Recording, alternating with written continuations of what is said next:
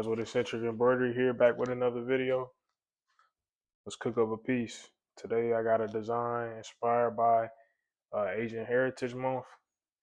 We're gonna cook it on this woman's crop top first, and I plan on cooking on a few other pieces. So let's get right into it.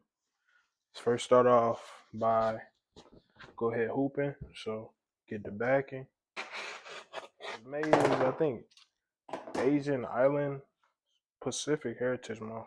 I don't want to get it like mixed up or anything. This design inspired by that because I lived in Hawaii for a little bit. I cooked up a few designs inspired by my time in Hawaii, so it should come out cool. Shout out this hooping master station, man. This thing it's pretty clutch. I ain't gonna lie. Shit is pretty clutch.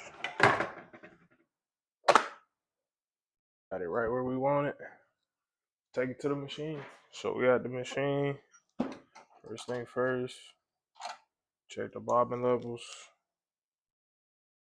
I think we got enough bobbin for the rest of this job, I believe. Hopefully this focus. Go ahead and change the colors. I'm gonna use this green instead. So I'm gonna change it on the machine right quick.